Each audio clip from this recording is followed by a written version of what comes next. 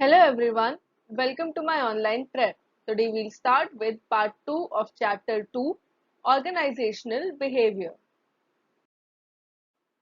In this lesson, we'll be learning about leadership and team effectiveness, in which we'll be seeing some leadership styles. We will also see some contemporary approaches to leadership today, transformational leadership and the qualities of a good transformational leader, and human resources implications on benchmarking. So let us start with the first topic. The first topic is leadership and team effectiveness. What is a team? Team is a small group of people who come together. They have similar skills. Also, they have a common goal. So, every team has a team leader, and it is the responsibility of the leader to direct the group, direct the people towards the achievement of the goal. A good leader should have the ability to persuade or influence the behavior of activities of an individual or a group towards the achievement of a goal in a given situation. So it will be the responsibility of the leader to make sure that the goal of the team is achieved. Now, a leader, more often than not, the term leader and leadership are used interchangeably and they denote the same meaning. Therefore, it is necessary to understand that while the leader is viewed as a person, leader is viewed as a person in the group, he is capable of influencing the group activities. Leadership denotes the behavior that is exhibited by the leader. So, person, leader is the person, and leadership is the quality that the person should have. If we see that leadership has particular characteristics, first, leadership is a continuous process of influencing the behavior of individuals or group of individuals with the objective to achieve the desired goal. This is the main definition of leadership. How individuals can be directed, they can be motivated towards achieving the desired goal. It is basically a personal quality which motivates the individuals to be the leaders. Some individuals are inherently leaders, they are better leaders than others. So it is a personal quality. And in this process, there emerges a relationship between the leaders and the followers. So the person who is given orders and directions, they are known as the leaders, and the person who are following the directions are known as the followers of the leaders. In the past, we have various examples of very good political leaders or social leaders. So they had the ability to persuade or influence people. This makes them a good leader. Then the management, which manifests ability, creativeness, initiative, incentiveness, and it gains confidence, cooperation, and willingness of the people to work by the organization. This is provided by the qualities of the leader. If the leader has these abilities, then imply morale will be built, as well as they will have confidence in the organization.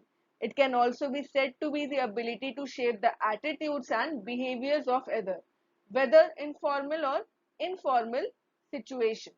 So the leader, they have the ability to shape the attitude and behavior. They can do so by themselves following their own values in letter as well as spirit. So their followers, they would observe them and then they would try to copy that behavior. It is the administrative responsibility of the leader which can inspire and guide the followers in the right direction to get things done, make decisions, and assume responsibility. So, leadership is a function of the leader, the follower, and other situational variables. So, leadership depends on all of these factors, not just the leader, but also of the followers as well as the situational variables. We will say that if all of these things are positive, then leadership can be effective. And it is something that a person does, something that emerges, that grows, and that is achieved. So, these are the basic characteristics of leadership. These factors tell us what leadership actually is.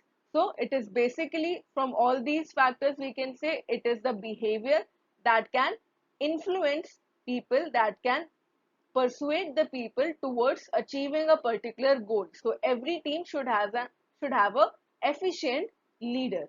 Now let us see a more formal definition of a leader.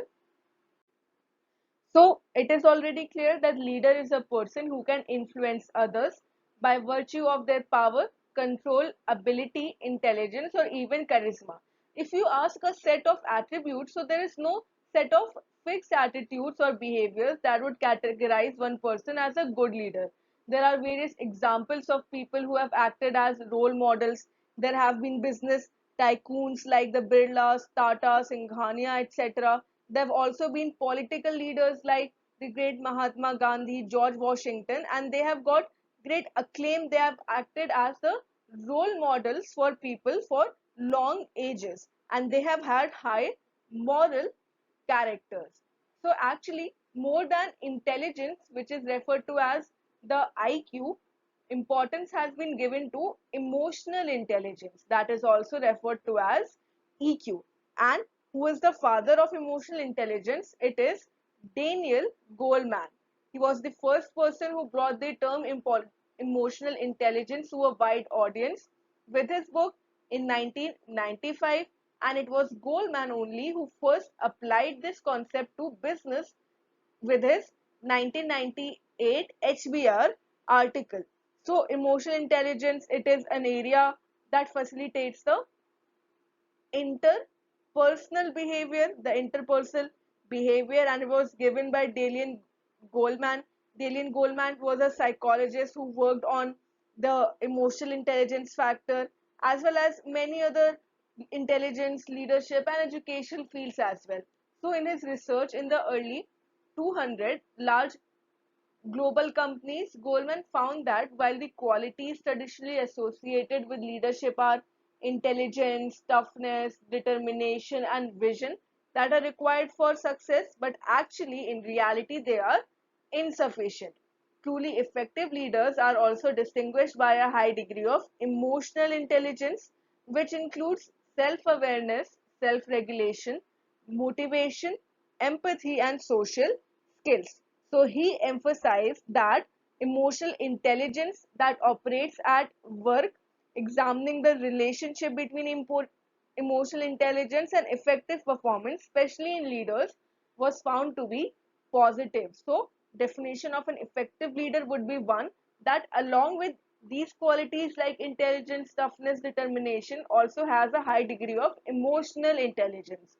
So that is the focus today. So that was all about leadership. Now we have team effectiveness. We have already seen that team refers to a number of people who come together to achieve a common goal, and these members are interdependent to each other. In the previous part of this chapter, when we were distinguishing between a group and a team, so we mentioned that the team members are interdependent. So it is different from a group. Group refers to the people who associate with each other and they do not have a common goal, and the tasks are assigned to each member that are not interdependent. But in a team, they are interdependent as well as they have a common goal. So a team can be considered to be effective if their output is just to meet or exceed the expectations of the people who receive the output. So if the output is greater than the expectation, then the team is effective. Ideally, the team members are pleased with their efforts and they have experienced a good one. And if the time spent away from the normal work has been worth the effort, then we can say that the team has been effective. So there are certain factors that contribute to hard work, skill development, and effective problem solving. First, the task assigned to the team should be motivating. It should have a motivational factor so that the team members are motivated towards the task. The task itself should be seen as being worthwhile. It needs to be a whole piece of work with a clear and visible outcome. It should have an outcome so that the people can have a sense of ownership.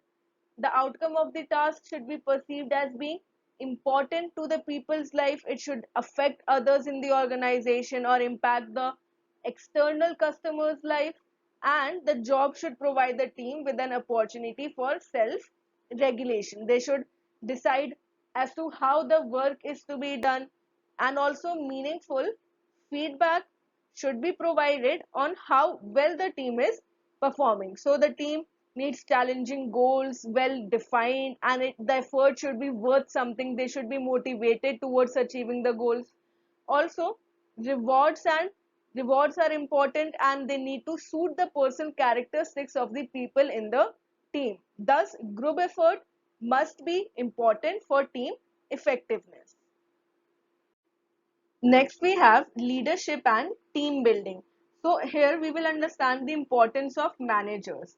In the terms of Peter Drucker, managers are the basic resource of business enterprise. It was Peter Drucker, he was one of the most widely known and influential thinkers on management, and he was, for the first time, he had depicted management as a distinct function and being a manager as a distinct responsibility in the organization. So he emphasized the role of managers. According to him, managers are the most expensive resource in most businesses and the one that depreciates the fastest and needs constant replenishment. So according to him, managers are the most important as well as the most expensive resource for the effective organization, and they need constant development, otherwise their quality would depreciate.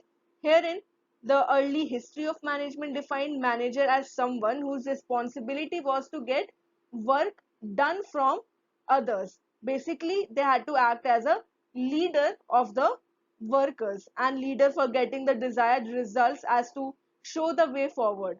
So, leader has the role to build a robust team which works towards the common goal of attaining corporate objectives. And leader is always a manager. We can say leader is always a manager because they are providing this way forward. But a manager cannot always be a leader. A leader can be a manager, but a manager cannot be a leader because leader requires to possess certain special qualities to keep the cohesiveness in the term and add value to the organization. Hence, it is important that we understand the difference between a leader and a manager, as well as leadership and management are also two distinct areas. Management involves, if we see, management involves planning and budgeting, but leadership involves setting the direction. This type of difference can be made more clear. In this table, we have defined and set the differences between leader and manager. Leader is the one who is in charge, the person who convinces others and the people to follow. He influences the people to follow. Whereas managers are the one who get the work done from others in the organization. Managers will manage the organization. They have to make sure that the work is done. Leader will motivate others to get the work done. Source of motivation for the leader is self motivation. It is a personal quality, whereas managers source of motivation is the necessities or requirement of the organization. Leaders, they take risk when they are influencing others. They're not sure whether or not the task would be achieved, while managers, they control the risk, they monitor the phenomena.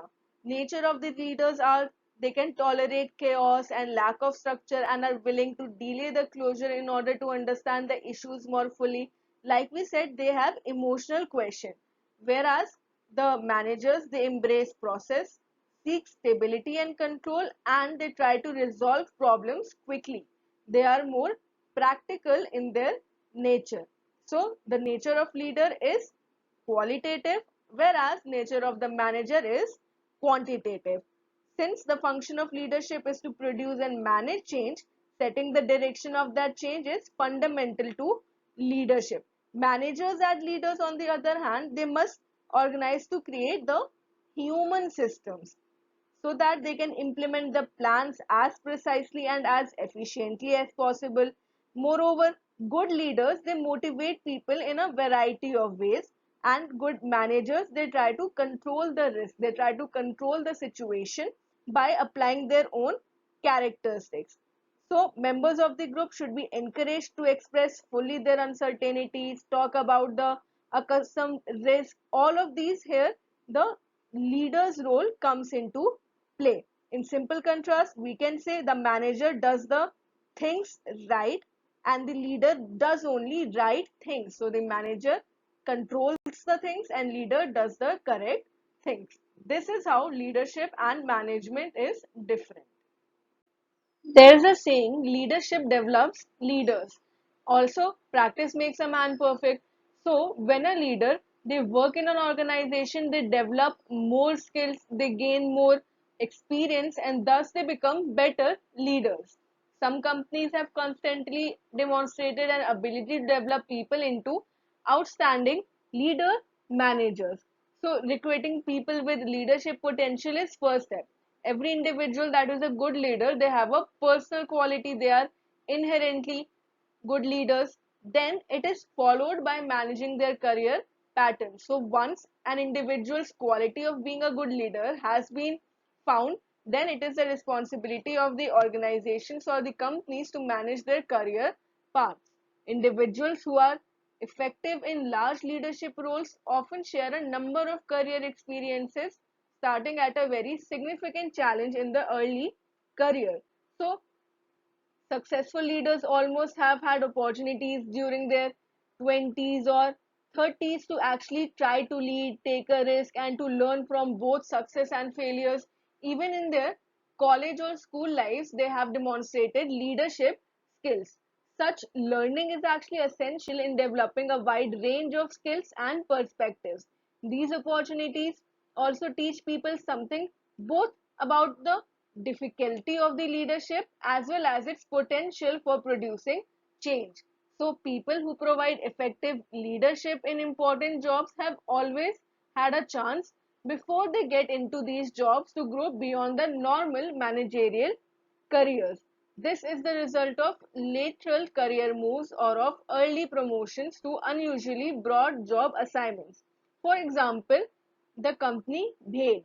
BHAIIB has the practice of exposing potential general managers to at least three distinctive functions before they are finally promoted to GMs. Also, the impact of globalization has been profound. It has also meant that a number of successful group of CEOs have actually spent time managing regional units in diverse geographical environments, and they have expanded their knowledge base and have helped in all the aspects of leadership. So, leaderships, the effective leaders must have an edge over the other people. The exemplary leaders can charge and are not afraid of responsibility or risk. Good leaders develop openness, honesty, clarity of purpose, and a sincere caring for the people they lead. They gain commitment and trust by demonstrating respect. So basically, leadership is not just what the behavior has been shown in the organization or workplace, but in their overall day to day workings. They have a keen sense of understanding as well as the ability to create success. So, in the previous slides, we have been talking about the characteristics of a good leader. What is exactly an effective leadership? In this field, a new research by the consulting firm Hay which draws on a random sample of 3,871 executives selected from a database of more than 20,000 executives worldwide. They take much of the mystery out of effective leadership. So, this research found six distinct type of leaderships. These are the leadership styles, each springing from the different components of emotional intelligence. So now they have conducted this study on the executives worldwide and they have given six leadership styles. So research indicates that leaders with the best results do not rely only on one type of leadership style. Rather, they make use of most of them in the given week, and that is, they combine the characteristics of all the six types of leaderships that have been presented. For example, the coercive leaders, there's a leadership style that is known as coercive leadership. They demand immediate compliance. Authoritative leaders, they mobilize people towards a vision. So these characteristics are there. Leaders who have mastered four or more, especially the authoritative, democratic, affiliative, and coaching styles, have the very best climate and business performance. In fact, many of the great leaders, if we study them, we'll find that these characteristics are found in them. And then these leaders, they can switch flexibly between any of the leadership styles as needed. They are sensitive to the impact they have on others, and they can adjust their styles to get the best results. Let us see some of the characteristics of each of the leadership style. So these 6 leadership styles that were discovered in the research as well as given by Goldman, we can say. So there we can see the origin, the how they work best, in which situation they should be adopted, and also their impact in the organization's climate. So, leadership styles are coercive, authoritative, affiliative, democratic, pace setting, and coaching.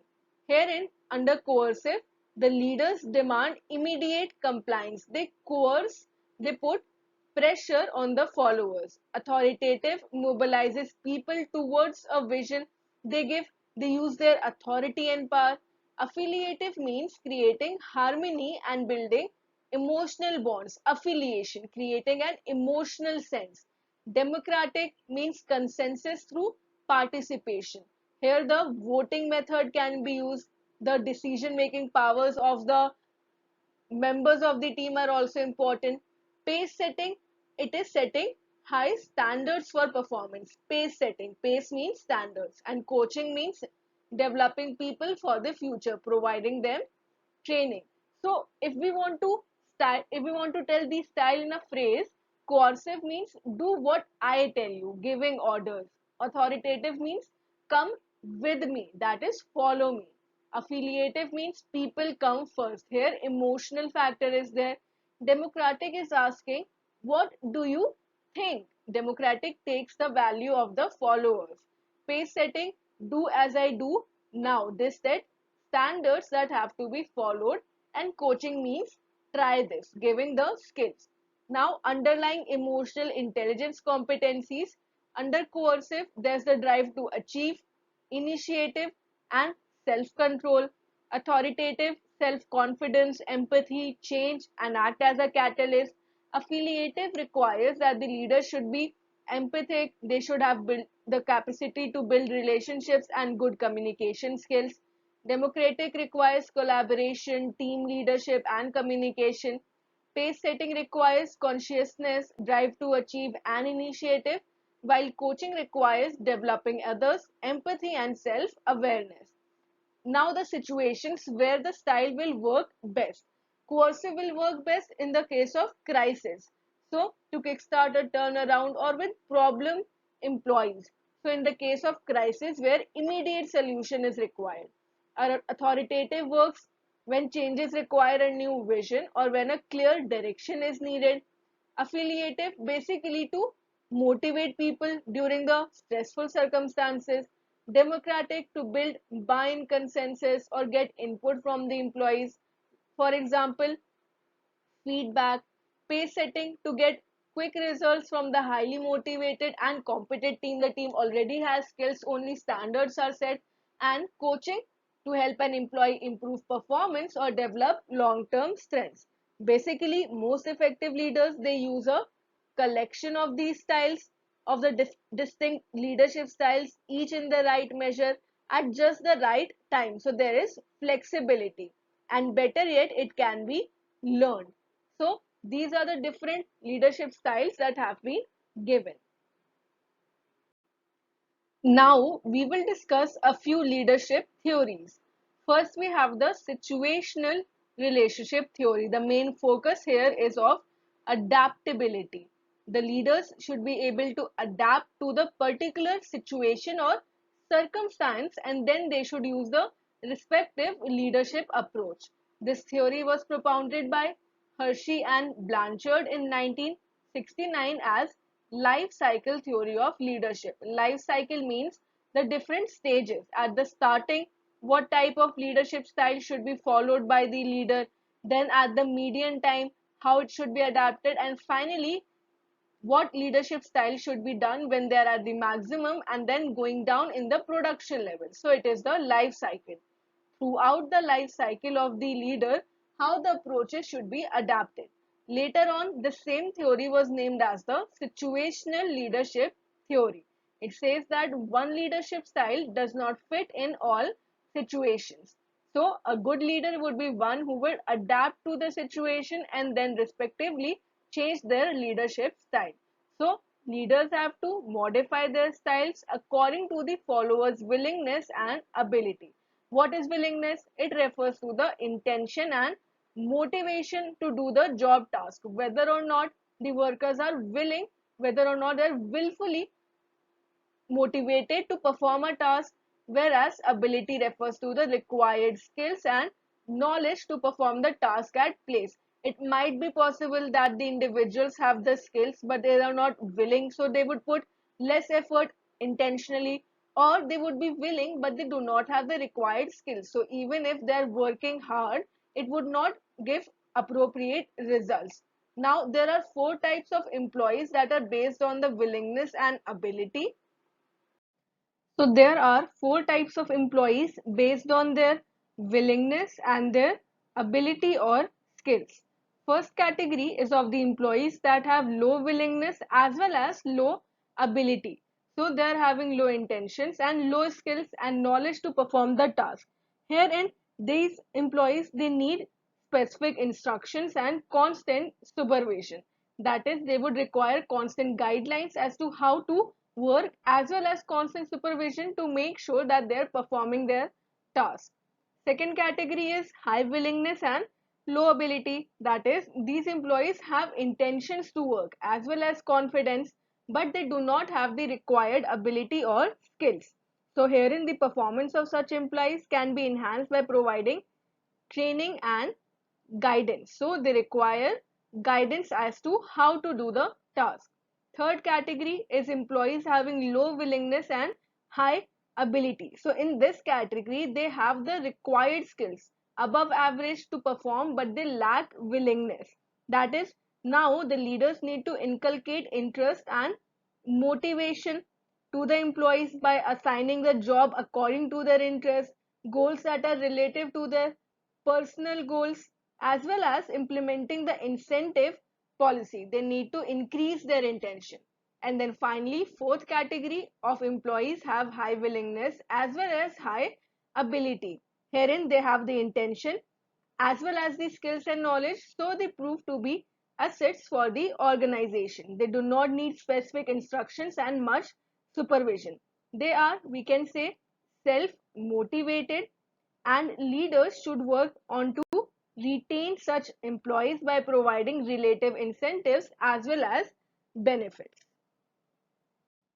Thus, the theory proposes that leaders with varying levels of readiness and adjusting their relative emphasis on task and relationship behavior should deal with the different categories of employees.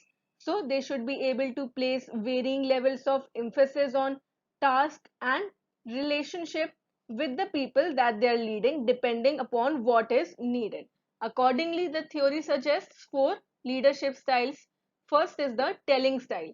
It is characterized by high task guidance, low relationship style, where the leader gives explicit directions and closely supervises the employee's performance. It is usually followed for the employees who are of the first category, that is low willingness as well as low ability. Second style is the selling style. It is characterized by high task guidance behavior as well as supportive behavior. So herein the leaders, they usually follow for the employees high willingness and low inability. So they have high willingness but low ability, and as such the employees are self motivated but they lack the required ability. So high task guidance behavior, training and development should be there. Third style is participating.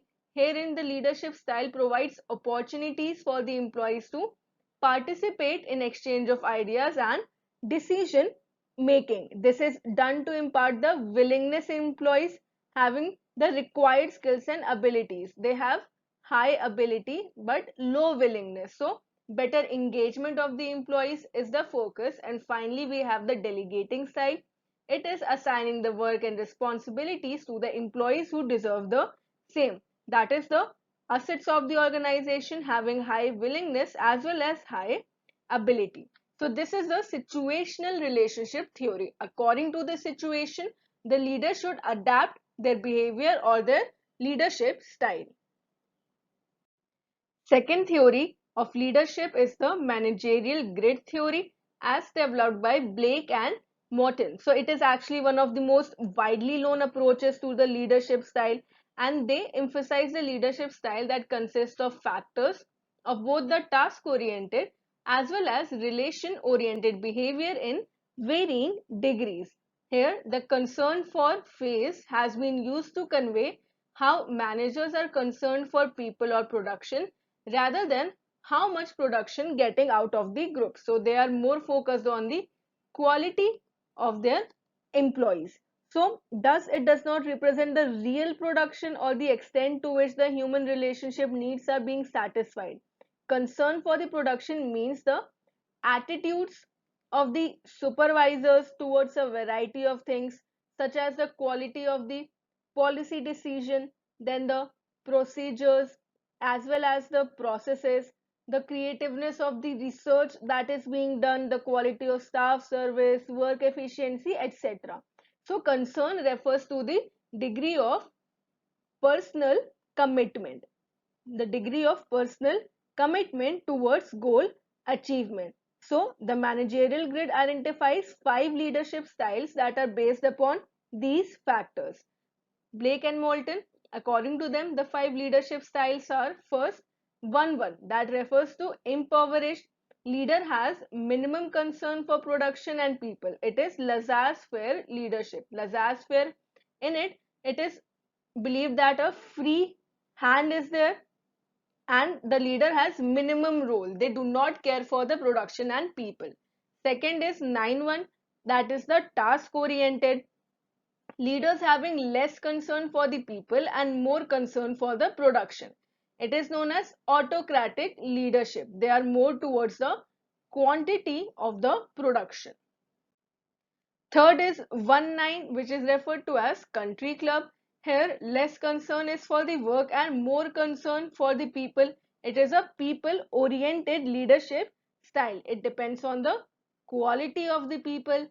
Then 9-9 refers to team builder.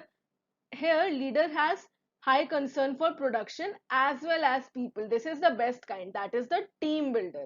It is a team building leadership style. And then middle path 5-5 refers to adequate performance through balance of work requirements and maintaining a satisfactory morale. So these are the different 5 types of leadership styles that have been given under the managerial grid theory. For examination point of view, you need to understand both these theories, the relationship styles, as well as you need to remember their proponents. The next topic is some contemporary approaches to leadership. So while the discussion that we have had till now, herein we are talking about the theoretical framework of leadership. But this concern is of the past. The new generation leaders, they are equipped with contemporary knowledge as well as they have a better intellectual domain that is making way for the modern organizations to see leadership as more of a creative approach. So now leadership's old definition has been changed and more focus is being given to creative as well as intellectual thinking. Now, some concerns that are being faced, whether to lead from the front, back or center. Earlier in the traditional leadership styles, the leader should always lead from the front. This was the belief, but now there has been a modern thought that states that leader should not, it should lead from the back. That is, it should provide support and give credit to its team. Also take responsibility in case of any failure. So the leader is not about being in front, but it is about taking care of the team. It is giving the team a push towards achieving the goals. Many contemporary leaders, they have given their thoughts on when a leader is leading from behind, we will enable all the members of the team to participate in a moving of the organization forward that will maximize innovation. So the modern thought on contemporary leadership theory is quite devoid of the learned approach to the leadership. Nonetheless, there are many new generation professionals that are making inroads into the leadership arena and they are coming in with innovative and creative functional styles. Basically, there is said that no one approach can fit for all. So they should have a combination, they should have a balance of the leadership approaches. They should accordingly adapt to the changes. Now, If a leader wishes to lead from behind, they should ensure to adhere to a foreign terms. So the first point to be kept in mind is that the leader has to set goals and parameters. Even when leading from behind, the leader still has the role of shaping the organization's culture and driving change. So they have to make sure to build a strong team that is united by the shared values and goals. They must make the group's goal clear, whether it is developing a new product or overcoming a problem that is being faced by the organization. So it is the responsibility of the leader. Second, they should enable innovation. Here in the traditional view of leadership is that a leader is taking the center stage, and we often believe that the top leader should come as the one coming up and then implementing all of the best ideas. But leading from behind often places leaders in the supporting role. They should enable innovation. It requires them to require swallowing a bit of pride. They should understand and value the opinions given by their employees, the workers that are working under them. And the goal is to enable the team members to emerge as the innovators and leaders themselves. Third, they should step forward in the key moments. Now, Nelson Mandela noted that the shepherd will take the front line when there is a danger. That is, when leading from behind, it means a supporting role, but it is necessary to step forward sometimes. This is particularly when the team is facing a critical situation, they're facing a problem. For example, we need a immediate solution to a sudden problem.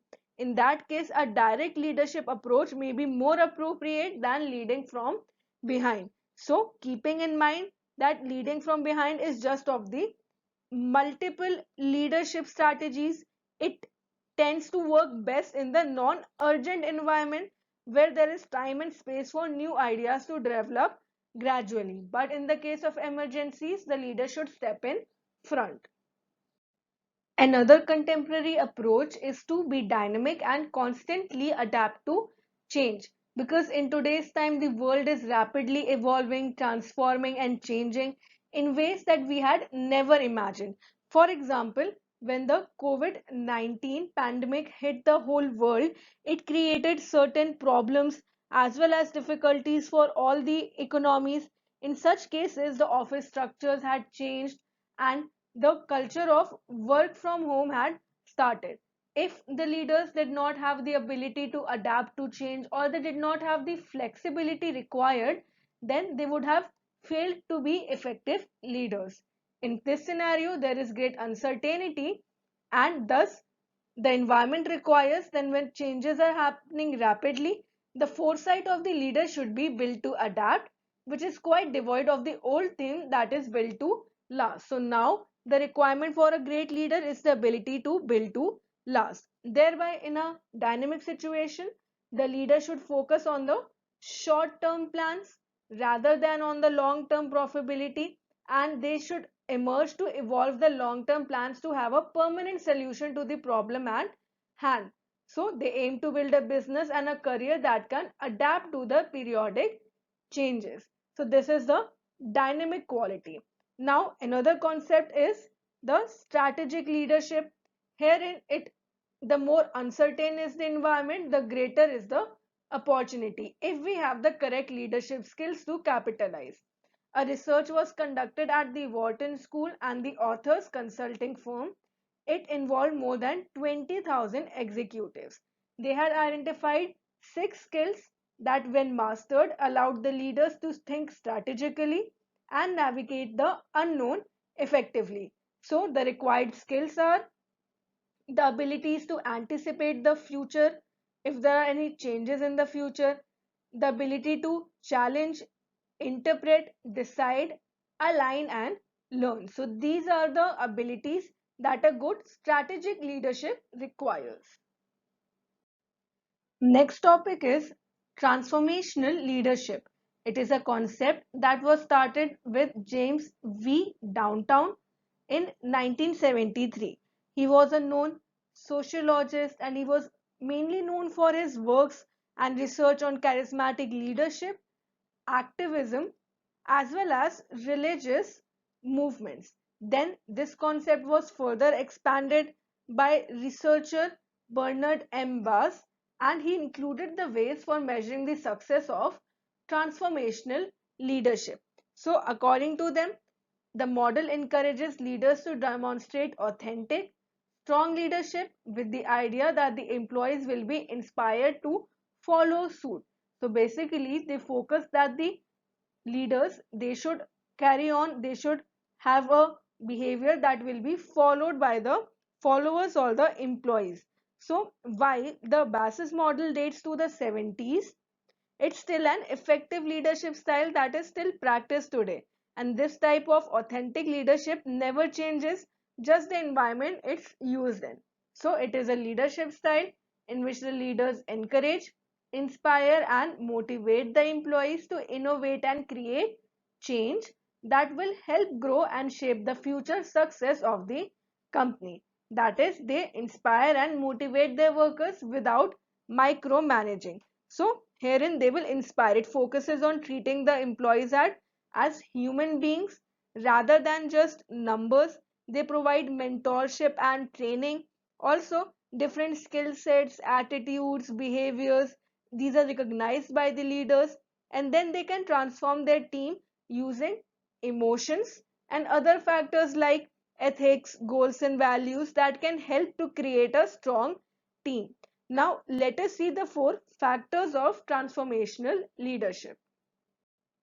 So, these four factors to transformational leadership, or we can say the four factors that define this type of leadership, they're also known as the four I's. It is important for you to remember these four I's. These are idealized influence, inspirational motivation, intellectual stimulation, and idealized consideration. So, first is the inspirational motivation. A transformational leader should inspire the people to move in the right direction. Even when the leader is not present physically, the people should be motivated and inspired to their professional and personal life. So, herein it describes the leaders as who can motivate the people to commit to the vision of the organization. Second is intellectual stimulation. So it describes leaders who can encourage innovation and creativity through challenging the normal beliefs or views of a group. She can always demand the best form, from the result of which even the subordinates think that they want to make the leader happy. And it describes that leaders that have intellectual stimulation, they can constantly innovate, challenge the subordinate to be more innovative and creative to make the organization better. They give challenging roles. Then third is idealized influence. Herein the leaders have great influence on the people who follow them.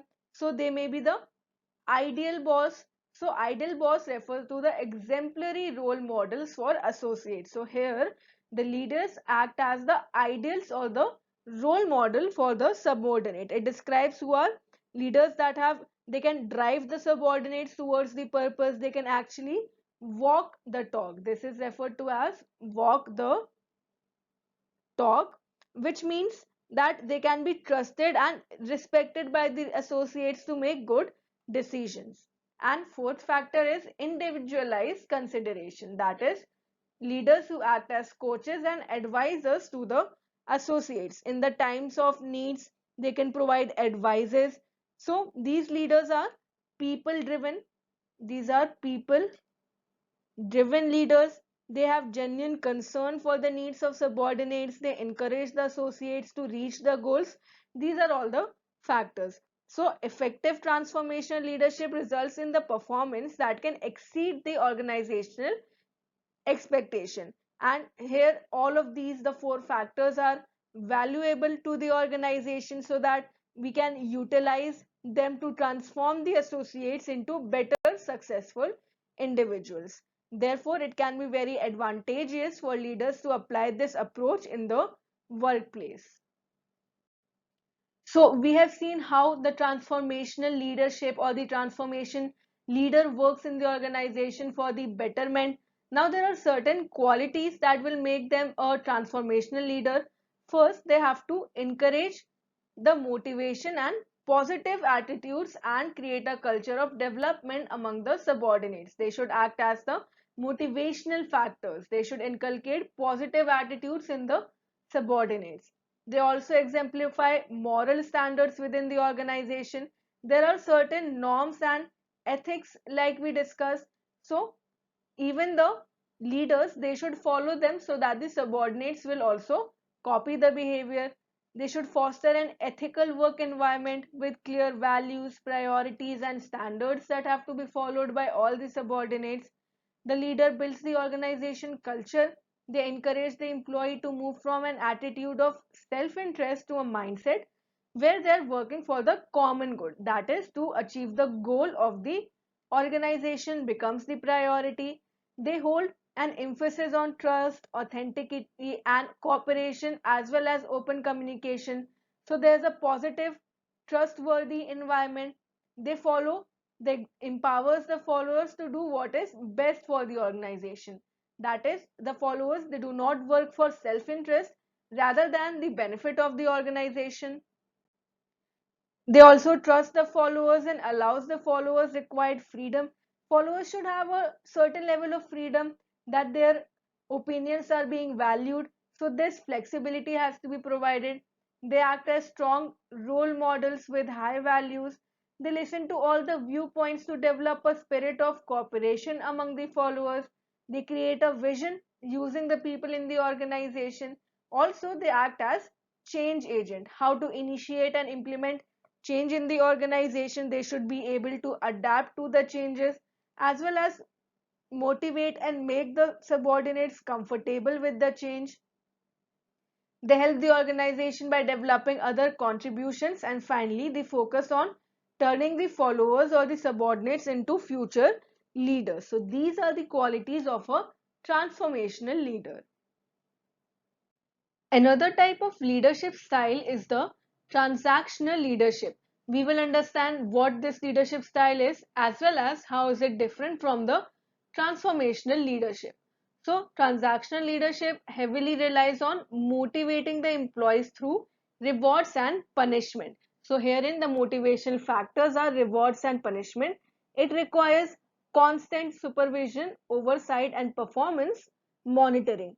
This model doesn't try to innovate. Here innovation is not focused on, instead it is rooted in keeping the things consistent and predictable over time.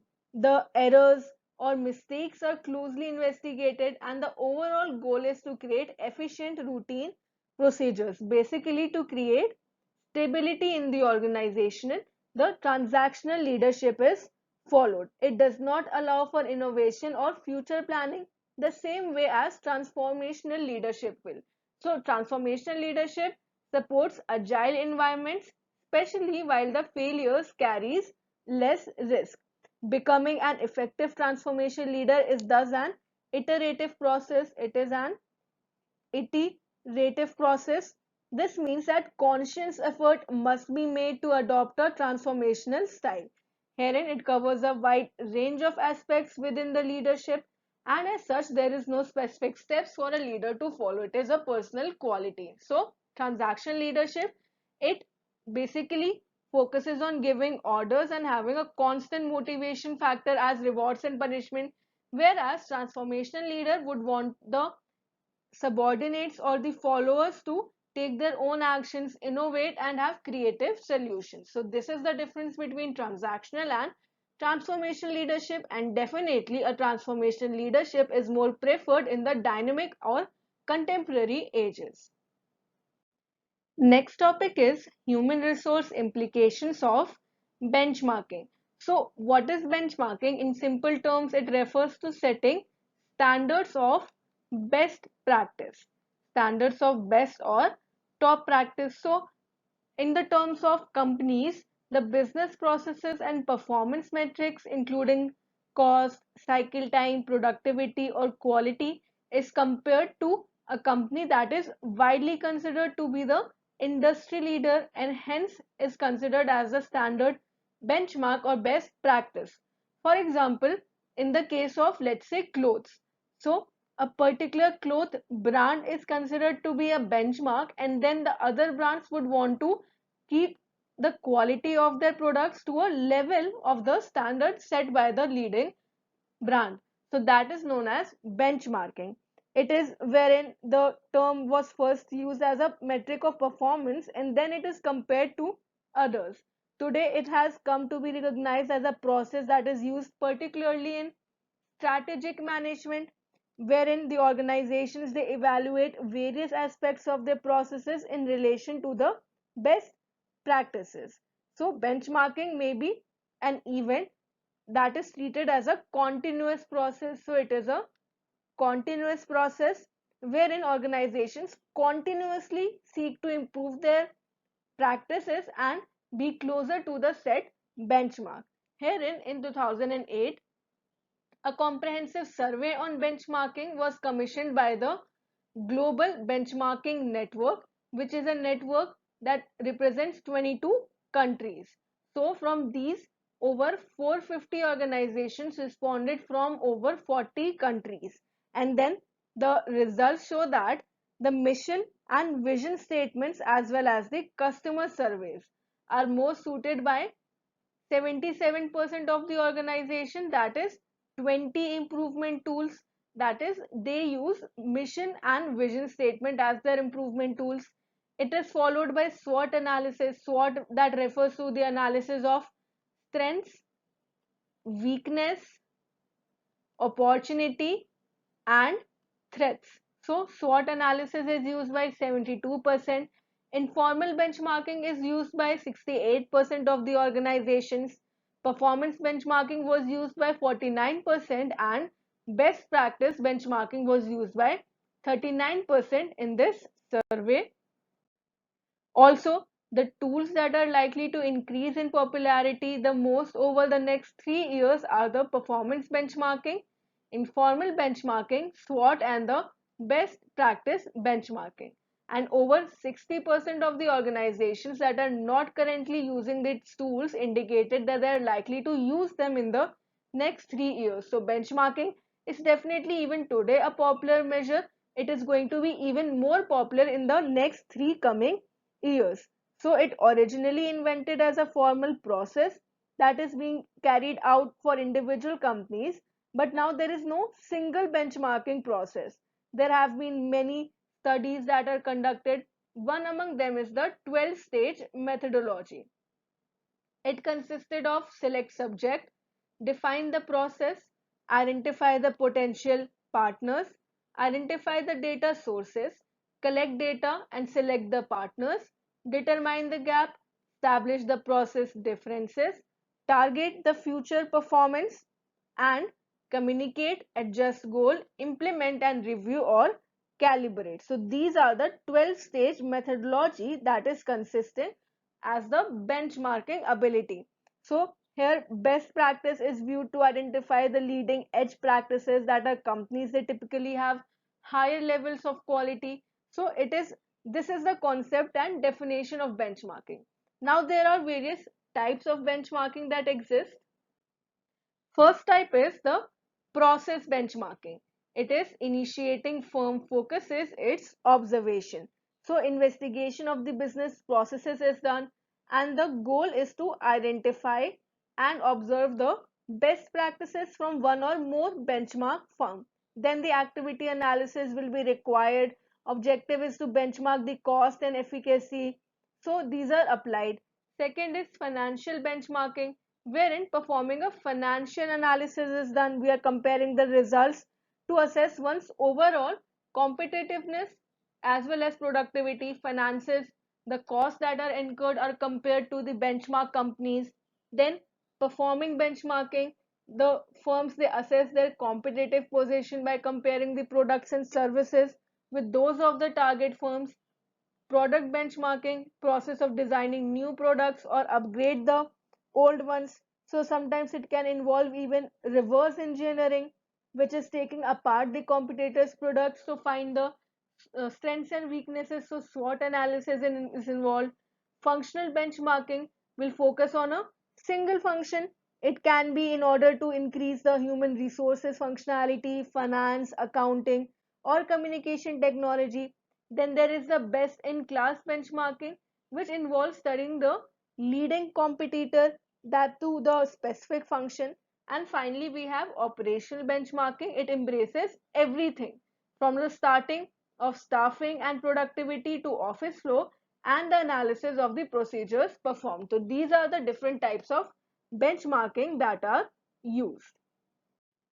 Now, any new activity, especially involving benchmarking, can create some efforts that can be negative. For example, even if our daily lives are concerned, when we compare ourselves to others, we compare our lives to others, it creates negative impacts on our mind. In the case of the implications of workforce on the organization, some might feel threatened by the comparison. A few would worry that they have missed on the practices that should have been affected, and even the senior management, if they are fearing that the studies would show a low level as compared with the benchmark, they would delay the particular activity. So therefore it is important that any benchmarking study is initiated after communicating clearly with all the employees on the needs to be competitive and progressive.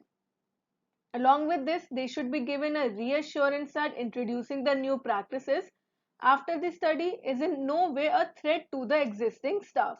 They should be made clear that any such new practices would only improve their own competitiveness and add to the overall efficiency of the company. So, the basic idea here is that before implementing benchmarking, it is a responsibility of the top management to make sure that the staff and the employees understand that it is for the betterment and in no manner is detrimental to the existing staff.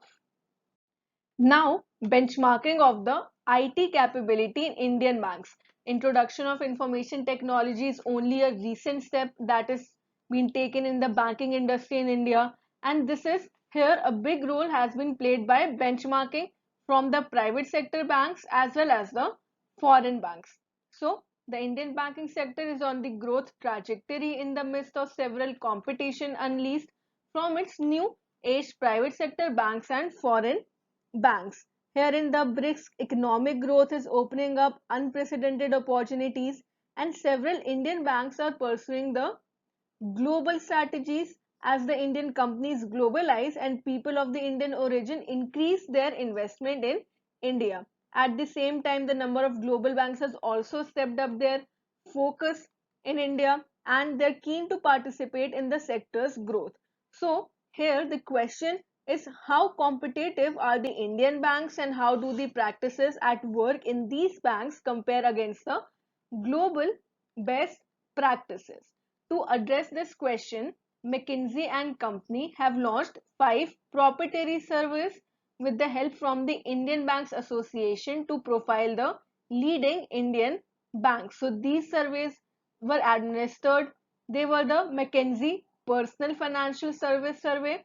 Then there were the Excellence in Retail Banking Survey, IT Benchmarking Survey, Organizational Performance Profile Survey, and Asset Liability Management Survey. You need not go into detail as to what were the results of these surveys. Basically, these were all the areas wherein benchmarking was necessary to improve the operations of the banks. Herein, these studies indicate that the Indian banks, with no exception, have reasonably reached its efficiency, especially on the IT front, to the global benchmarks. Thus, they are posing a healthy competition for the global banks. So, the benchmarks that are set are almost reached by all the Indian public sector banks. So among these surveys, the 5 surveys that were conducted, one was for IT effectiveness. This IT benchmarking survey profiled 11 leading banks in India.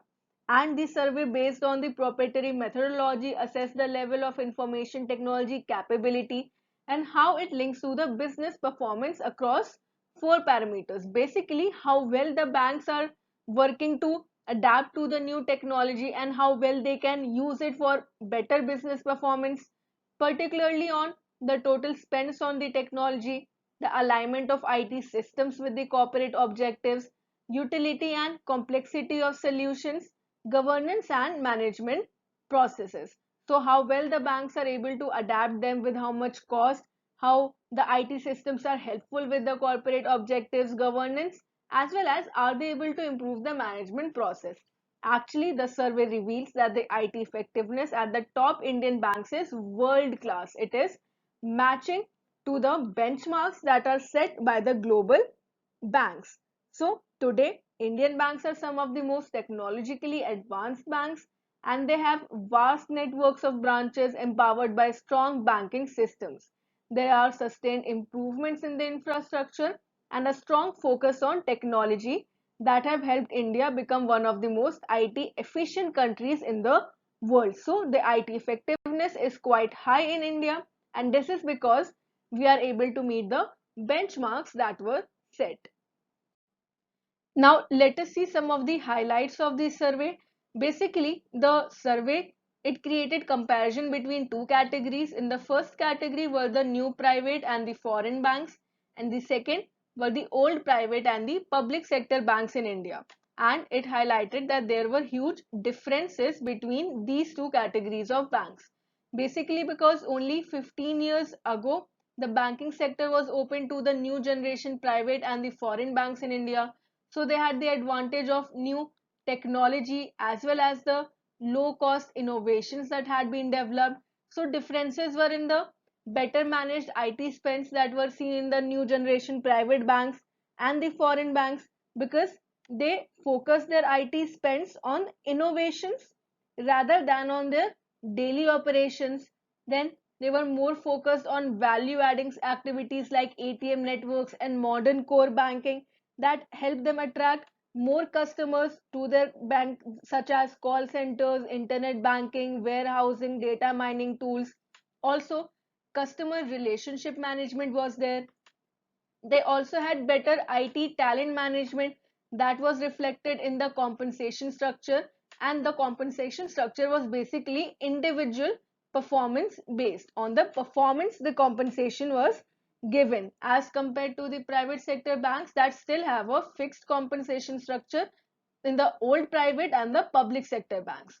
And superior complexity handling was better integrated and flexible applications in the first category. So they had superior in the managing of both application as well as infrastructure complexity that helped them reduce the number of errors as well as the maintenance cost. So to conclude, Indian banks have a strong competitive advantage on several dimensions, but still improvement opportunities exist for both the new private and foreign banks as well as the old private and the public sector banks. So the public sector banking in India is the major player in the economy, and it still has a long way to go. And lastly, let us see some of the latest innovations that are taken by the Indian banks on technology and automation front. First, we have the case of SBI. SBI takes lead in blockchain to use it to prevent fraud. SBI has launched its own version that is known as Bank Chain in the year 2017. So now the leading banks in India and tech companies, they are together using blockchain technology to share information on various areas so as to prevent frauds and tackle the bad loans. The SBI's initiative that is known as BankChain is in partnership with IBM, Microsoft, Skylark, KPMG and 10 leading commercial banks in India. So they share information regarding frauds or a particular bad loan. It can be used by the various banks in this particular communication line to give out further loans and etc. So it is a blockchain technology. Second, new initiatives are also taken by the Bank of Baroda. They announced these initiatives on the occasion on its 110th Foundation Day on 28 July 2017. Some of the initiatives include the e-business pack, which is for the MSME customers for availing overdraft or demand loans. Then there is the Baroda Champs, the Baroda Champs, which is basically an initiative of saving account aimed at children below age 17 years. Also, paperless pre-approved digital personal loans are transferred directly through the mobile banking app. They're also planning to open the wealth management branches that have automated processes, and also to build an inclusive rural banking ecosystem. So these are some of the initiatives. Also, there's a huge role that is to be played by the policymakers of the nation. Finally, the policymakers have a vital role to play. They can enable the players to increase customer reach in a cost efficient way and drive economies of scale. So, these are some of the initiatives that have been taken, and basically how benchmarking has created more upgradations in technology and automation fronts in the Indian banking sector. With this, we have come to the end of this lesson. Keep learning with us. Thank you.